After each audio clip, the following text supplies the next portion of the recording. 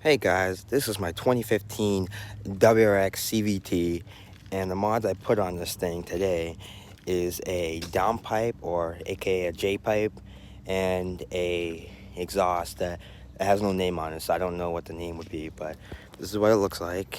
And yeah, and my Paul Walker sticker. Got dual tips on both sides, and yeah, I'll give you guys a quick startup. And that's the only two mods I really done to it, which is the exhaust and the J pipe. That's it, really. So, you know, that's all I really did to it. Let me go do a startup real quick.